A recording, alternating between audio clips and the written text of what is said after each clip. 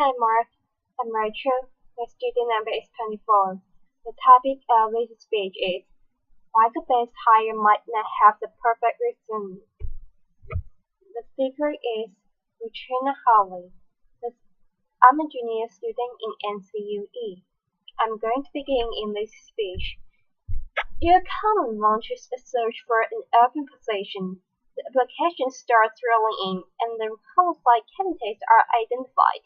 Now the choosing begins. Person A, Ivy League, 4.0, fully Christian, great recommendations, all the right stuff.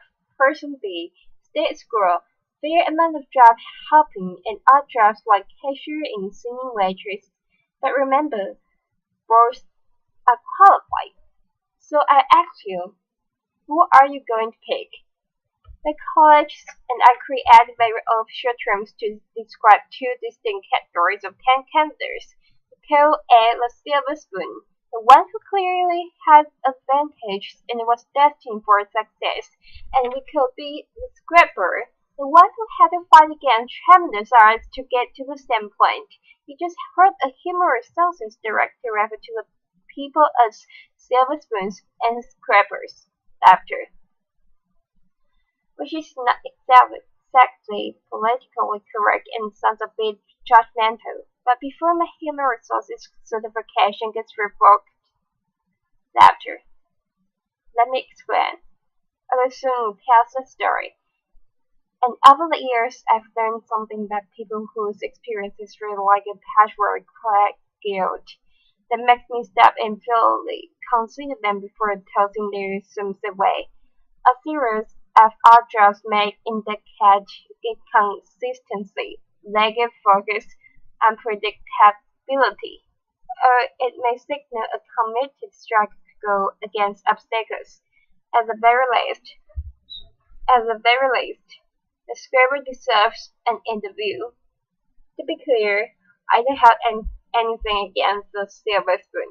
Getting into and graduating from an elite university takes a lot of hard work and sacrifice. But if your whole life has been engineered toward success, how will you handle the tough times?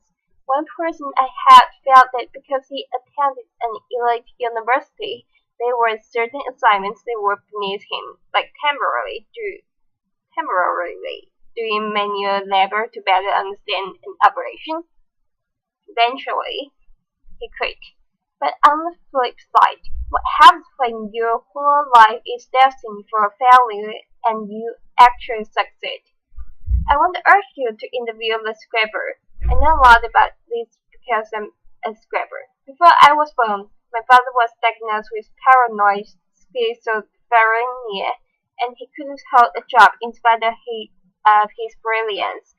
Our lives were one part cuckoo's nest, one part awakenings, and one part a beautiful mind. Laughter. I'm the first of 5 children raised by a single mother in a rough neighborhood in Brooklyn, New York. We never owned a home, a car, a washing machine, and for most of my childhood, we didn't even have a telephone. So I was highly motivated to understand the relationship between business success and scrappers, because my life could easily have turned out very differently. As I met successful business people and read profiles of high-powered leaders, I noticed some commonality. Many of them had experienced early hardships, anywhere from poverty, abandonment, death of a parent while young, to learning disabilities, alcoholism, and violence. The conventional thinking has been that trauma leads to distress, and there's been a lot of focus on the resulting dysfunction.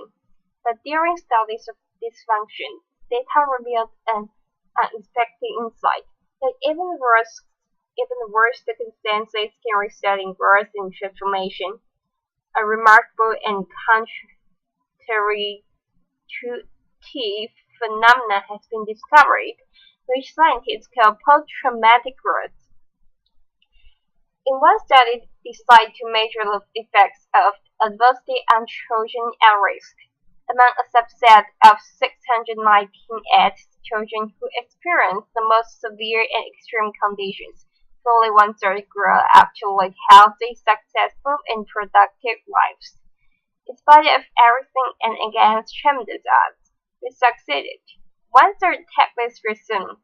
This guy's parents gave him up for adoption. He never finished college. He job hopped quite a bit, goes on a sojourn to India for a year, and to top it off, he has dyslexia. Would you hire this guy? His name is Steve Jobs. In the study of the world's most highly successful entrepreneurs, it turns out a disproportionate number of dyslexia. In the US, 35% of the entrepreneurs studied had dyslexia. What's remarkable, among those entrepreneurs who experienced post-traumatic growth, they now view their learning disability as a desirable difficulty which provided them an advantage because they became better listeners and paid greater attention to detail. They don't think they are who they are in spite of adversity. They know they are who they are because of adversity. They embrace their trauma and hardships as key elements of who they've become and know that without those experiences, they might not have developed the muscle and grit required to become successful. One of my colleagues held his life completely upended as a result of the Chinese Cultural Revolution in 1966. At age 13, his parents were relocated to the countryside. The schools were closed and he was left alone in Beijing to fend for himself until 16, when he got a job in a clothing factory, but instead of accepting his fate, he made a resolution that he would continue his formal education. 11 years later, when the political landscape changed, he heard about a highly selective university admissions test. He had 3 months to learn the entire curriculum of middle and high school. So every day, he came home from the factory, took a nap, studied until 4 a.m., went back to work, and repeated this cycle every day for 3 months. He did it. He succeeded. His commitment to his education was unwavering, and he never lost hope. Today, he holds a master's degree, and his daughters each have degrees from Cornell and Harvard. Scrubbers are propelled by the belief that the only person you have full control over is yourself. When things don't turn out well, scrubbers ask, what can I do differently to create a better result? Scrubbers have a sense of purpose that prevents them from giving up on themselves. Kind of like if you've survived poverty, a crazy father, and several muggings, you figure, business challenges, laughter. Really? Piece of cake? I got this. Laughter. That reminds me. Humor. Scrubbers know that humor gets you through the tough times, and laughter helps you change your perspective. And finally, they are relationships. People who overcome adversity don't do it alone. Somewhere along the way, they find people who bring out the best in them and who are invested in their success. Having someone you can count on no matter what is essential to overcoming adversity. I was lucky. In my first job after college, I didn't have a car, so I carpooled across 2 bridges with a woman who was the president's assistant. She watched me work and encouraged me to focus on my future and not drill down on my past. Along the way, I've met many people who provide me brutally honest feedback, advice, and mentorship. These people don't like that I once worked as a senior waitress to help pay for college. That's right. I've left you with one final valuable insight. Companies that are committed to diversity and inclusive practices tend to support scrappers and outperform their peers.